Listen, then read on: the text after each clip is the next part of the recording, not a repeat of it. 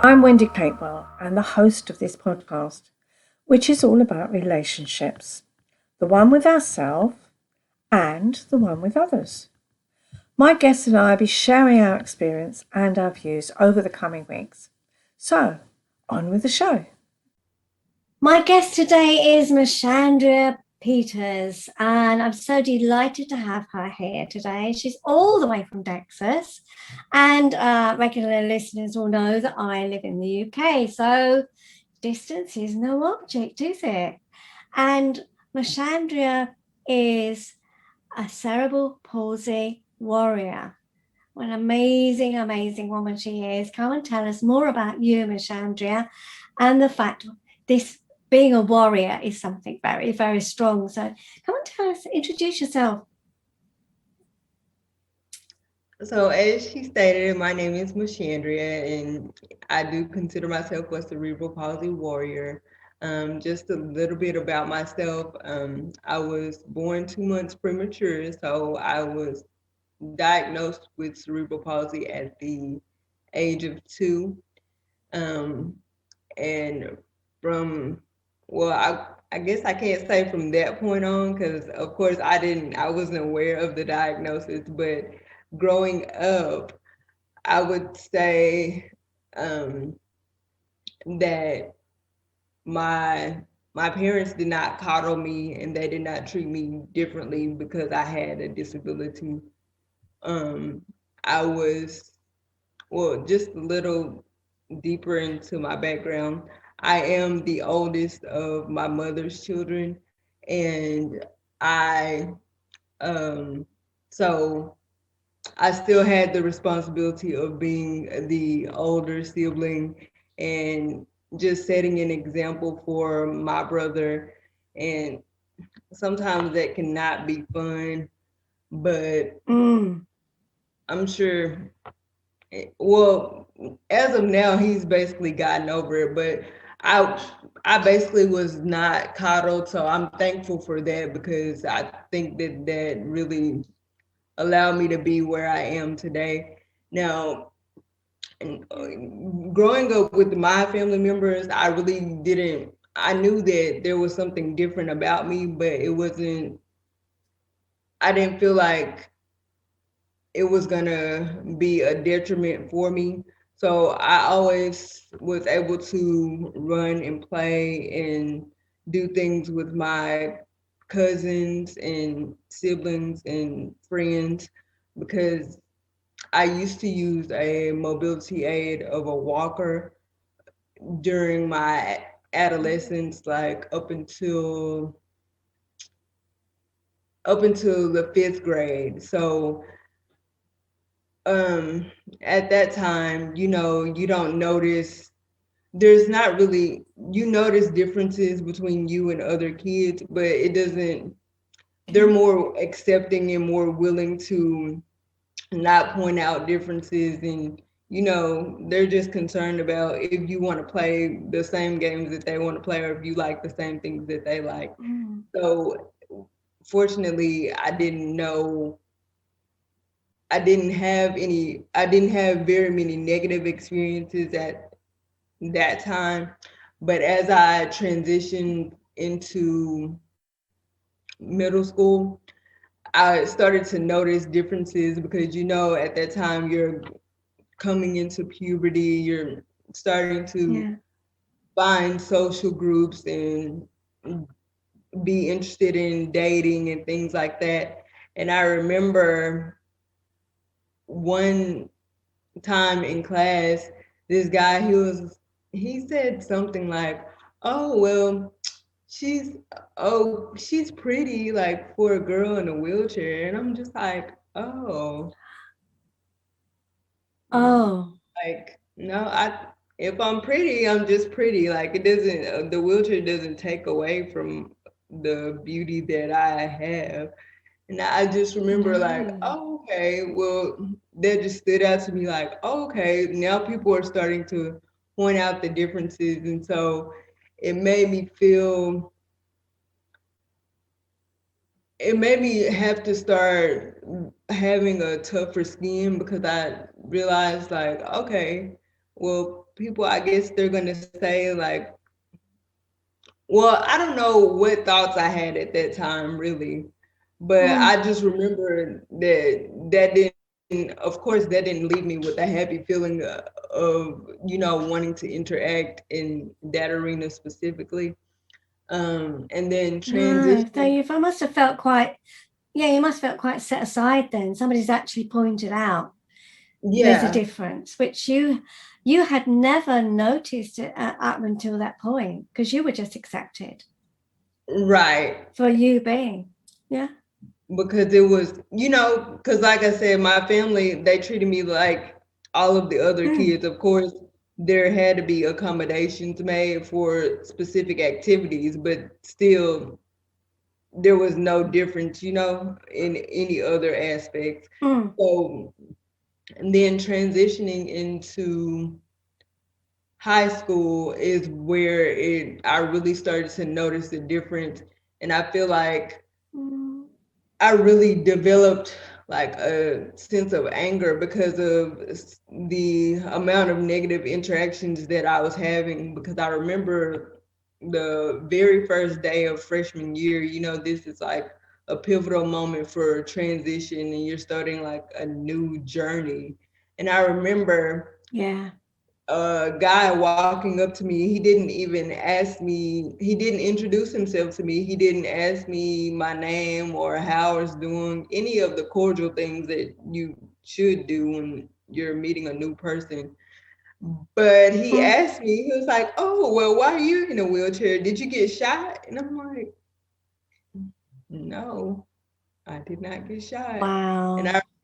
I was in shambles like the rest of the day. I never, ever, ever wanted to go back to high school. Of course, obviously I did go back, but I just Yeah. remember that standing out to me for that being the very first day, and I really did not want to go back. So I was just like, okay. Mm. And those interactions, they were a little bit more spread out throughout. Well, no, I won't say they were spread out. I feel like they happened too often during my Mm. 4 years in high school, but that helped me to develop a tougher skin. So after, well, while I was in high school, I started to notice like people, as far as like administrators, like the preconceived notions that they can even have, which they shouldn't have, with children who are differently able, no matter what the difference may be. And I remember there was skepticism about me going off to college, and some people were like, well, she's not going to be able to survive, or she doesn't need to go off to college. Maybe she needs to try community college first or something else. And then some of them had the preconceived notion like, well, it really wouldn't be a need for me to go to college with me having a disability, which I never thought in my mind that I would not be able to go to college because I do have cerebral palsy. If anything, that was more of a reason for me to kind of push myself so that I could Yeah. achieve goals. Because like I said, whenever I was younger, there was no difference for me. So I knew from when I was younger that if I work for anything, then I could accomplish it. And I'm thankful to my And parents for that. yeah, I just want to stop you there if I may, because what I noticed was they weren't asking you, they weren't talking to you, they were making those assumptions without even speaking to you and asking you whether or Yeah. not you would have certain difficulties. That's being Mhm. spoken about, and decisions, or yeah, they're trying to make decisions about you without even Mhm. checking with you. That is so disrespectful. Yeah. And you'll be surprised like how I think it's like an unconscious thing that they may do, but then Well, I assume that it's unconscious because I can't understand why you would do that purposely, because it's kind Hmm. of a blatant disregard for someone who is able to make their own decisions. So So is it, do you think that, do you think it's because they don't understand about cerebral palsy? Is it because they just assume that anybody who has a disability of a certain type, that they're not going to be able to do certain things? That's the bit I'm curious about. I mean, maybe you don't know the answer, but I think it's a yeah. mixture of both, if I had to say so myself, just because let's say I didn't have cerebral palsy, but I had something, some other disability. I feel like there Mm, would still be the same preconceived notions because it's more than one, I'm sure. But even with me having the diagnosis of cerebral palsy, there's still the preconceived notion. So I feel like no matter what the disability is, and even if it's yeah. sometimes if it's not a visible one, also they still would make those Mm, assumptions. Like it doesn't matter because it's to them it's something that's unfamiliar. I mean, you might work with someone, but it's not like something that you're having to deal with on a day-to-day basis. So it's not something that mm, you're real you're most people are really ignorant about the topic if they don't have to deal with it, or they have brief encounters with yeah, individuals who may have whatever the difference is. absolutely. And I think everybody's affected differently. I mean, what explain first of all to our listeners what it is, how it affects. We know it affects in different degrees, but Mhm. how does it affect the body? What part is it? I mean, is it the nervous system? Is it the muscular system? Which area of the body does it affect? Because I think that is a So really good starting point. it is both actually. And since we're on the topic, this is like the last day of Cerebral Palsy Awareness Month. But for those who don't know, cerebral palsy, it affects um, everyone differently. It just depends on the severity of the brain injury. So Right. typically, there are individuals can have a range of issues, whether it be mobility or speech related and muscle function and things of that nature. And Right.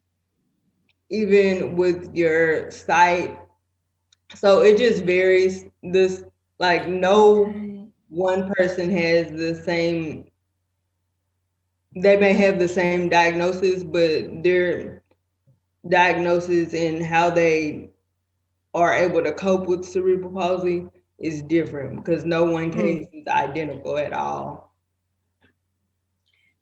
Yeah, and I think that's really useful for people to understand because I think, as you say, everybody's different, everyone's affected differently. And I think I wanted to kind of ask that question because you had people making decisions about you or assumptions about you.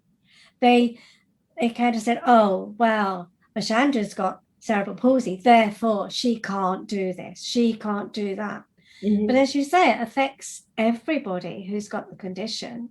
It affects you Right. differently. So Mhm. that's why I think it's important for people to understand it a little bit more. I think no one person, you say you can't totally understand it because it's affects everyone differently, but having Right. an idea and actually, okay, so if somebody has a diagnosis, I don't like diagnoses, I don't like labels, put it that way, Machandria, because I know it helps people make some understanding, or they've got, oh, okay, that's what the problem is.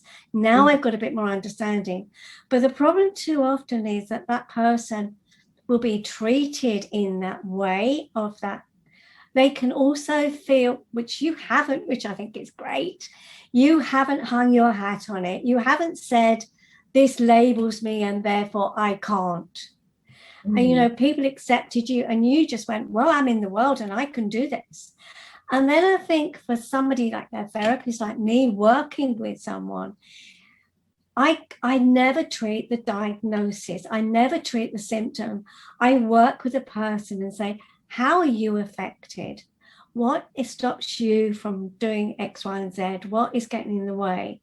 And so, yeah, I just wanted to kind of say that because I think you suffered at the hand of those people in authority who are making that decision about you, which I think so many people are. Yeah. And I feel like it's important, especially like in the education system, if you're an employer or, you know, what, no matter what your capacity is, but if you're in a position of power, you need to be also someone who is very objective. Like, you don't need to make any assumptions or have any preconceived notions, because what I found is that that also helped, or that also contributes to employers missing out on valuable candidates for open positions. And then as far as like within the education system, like I was mentioning previously, how they just assume that because I do have a disability that I would not want to go to college, or that was not something that I should be working towards. And it's like, you shouldn't put anyone in a box just because you have that diagnosis, because really the diagnosis is just supposed to be there so that if modifications or accommodations are needed, you're able to properly make those but you still need to be communicating with the individual that's affected. Yeah, exactly. And I think you've shown, you proved that you were very worthy of going to college, because you remind me of the qualifications that you achieved. So I have a bachelor's of science in development and family studies and a minor in Spanish. You see, I don't have the degree of disabilities. I wear glasses, okay, but that's a disability in a way. I don't have your, if you like, disadvantages. You proved to these people at preconceived ideas that you were very worthy of having that place, and you know that you are really bright and clever and smart, you know. And I think that is so important for people to appreciate, you know, because you have a disability, whatever it is, it doesn't mean that you're stupid or not Right. academic or not bright. And I wanted to, that's why I wanted to ask you that, because I want people to understand that. Yeah, and then a lot of times also what contributes to the preconceived notions is, especially about cognitive ability, is if whomever sees a mobility aid, then they automatically assume, well, if you use a wheelchair walker, a cane, or whatever your mobility aid is, then obviously there must also be something wrong with your mind. And that's not the case either.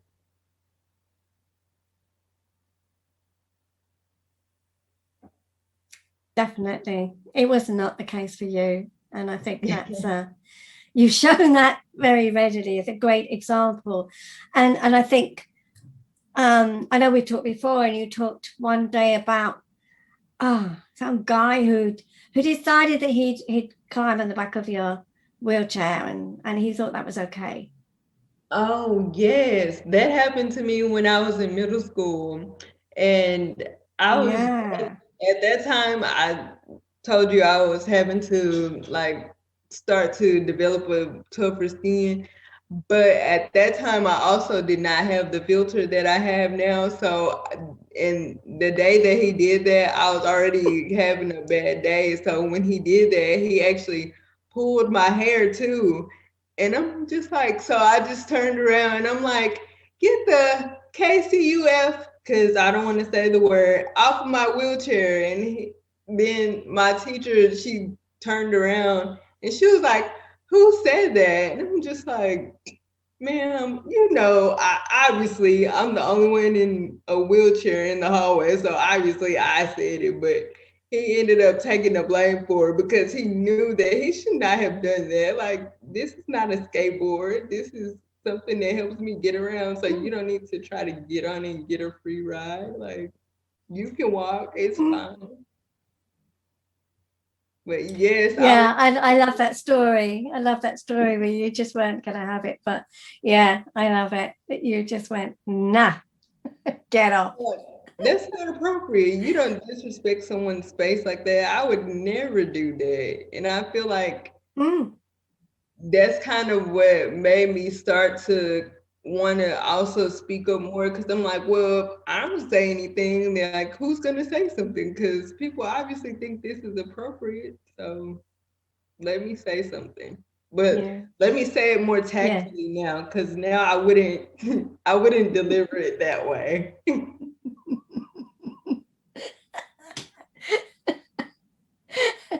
No, okay, but yeah, I don't think there's a time and a place for the way you say things. And maybe there will be a point where you wouldn't use the filter if somebody really got under your skin. I mean, yeah, and I think there may come a time. It's not because people will. And I think the other thing that some people experience when they're in a wheelchair, if someone's pushing that wheelchair, they talk to the person who's pushing the wheelchair, not the person in the wheelchair. And I think it's another thing. Sometimes I do have to use my manual chair, and they have all of my friends, they don't have physical disabilities or anything anything like that. So they're always assuming, like, if they see the wheelchair also, they assume that I cannot talk. And I'm just like, what would make you think that? I know. Again, it's so disrespectful. Yeah. But it is. I don't know. Is it naivety? Is it ignorance? I don't know. But or is that just that embarrassment of not knowing how to talk to somebody who obviously appears to have some kind of disability? I don't know what it is, but we need to stop this. We need, I'm so glad that you are this warrior, because we need to get this out more, that treat people as people. Yeah. If that person isn't able to speak, it's going to be pretty obvious. But if I meet someone who appears to have some kind of disability in the street, it doesn't stop me talking to them. Right. I'll say, how are you? And if they can't answer, then they won't answer. But at least I'm treating them as a human being. Right. And I think, let's take this away. Let's get rid of this, because we wouldn't, we don't want to be treated like that. So why would you think that anybody who is visibly got a disability, that's okay? It's not. And I can't even answer why. I just have, you might not be surprised at the amount of stories that I have, but people are just really funny in the way that they behave. And I'm just like,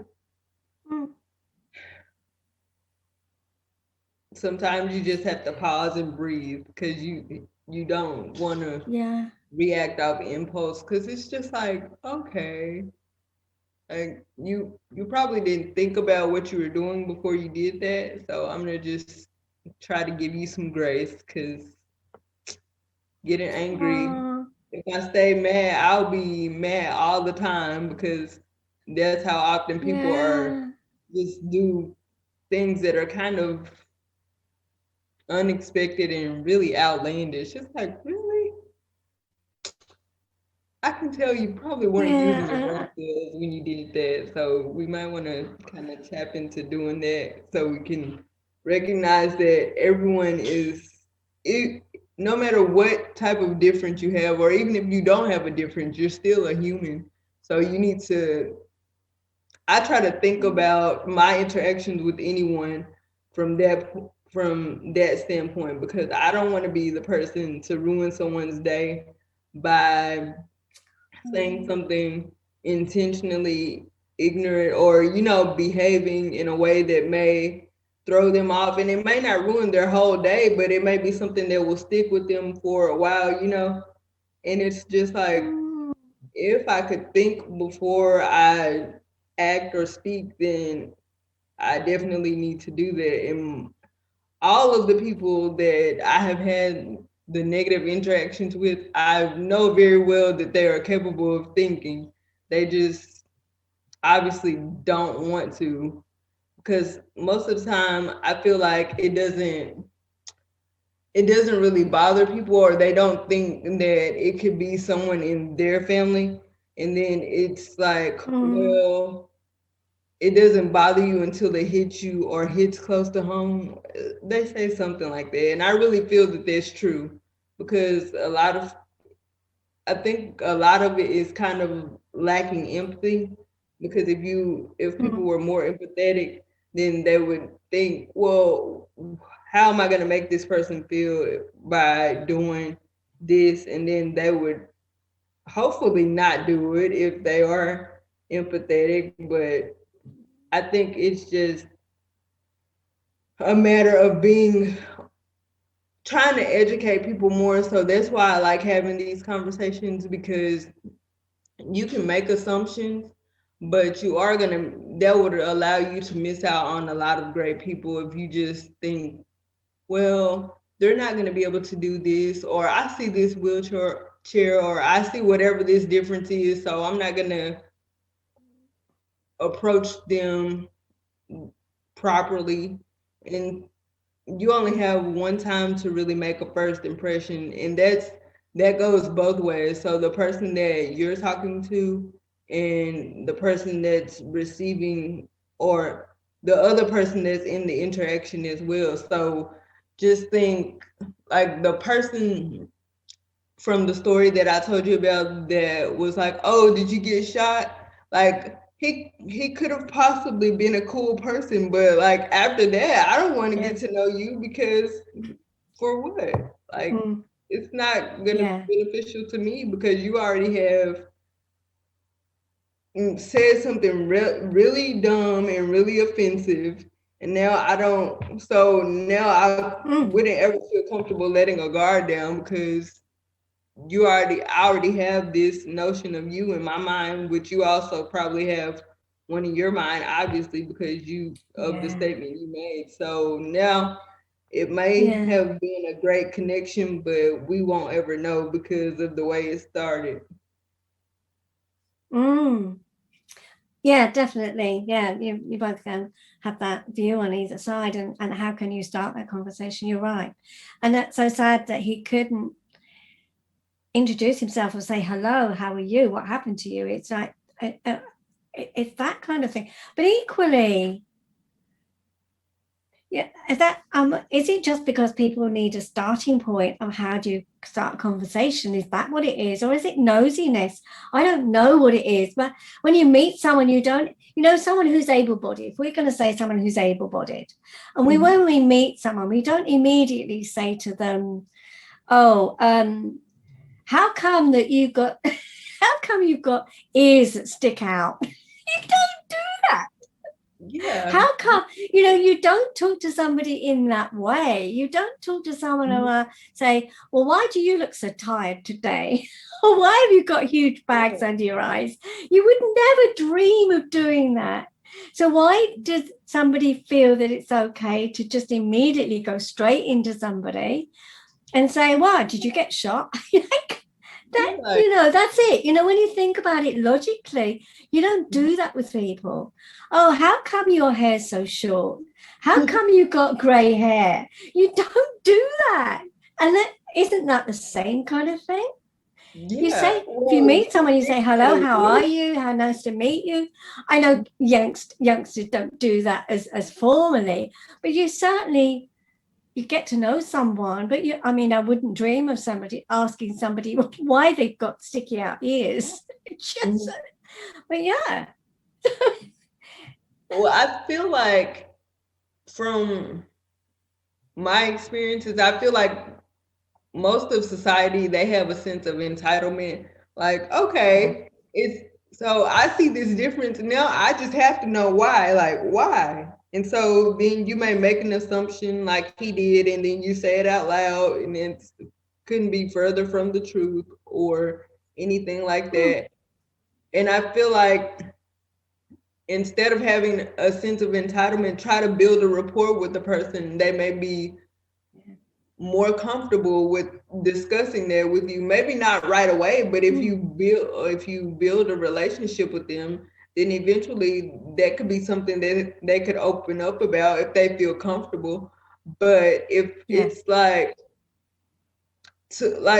to me that was a traumatic experience, because I'm just like, okay, like you backed me into a corner per se, because now it's just like whenever I was in high school, I just didn't, after that experience, I just didn't know like how to start to let my guard down. So I made sure that I had like a really small friend group that I knew, that respected me and was patient with me, and we grew together. And I would never expect them to disrespect me in a way like that, because and I don't think that people think about it as being disrespectful, but I guess that comes along with the sense of entitlement. Like they're entitled to know the information. Like, your question is kind of a HIPAA violation. So why are you asking me this? Like, it's not your business.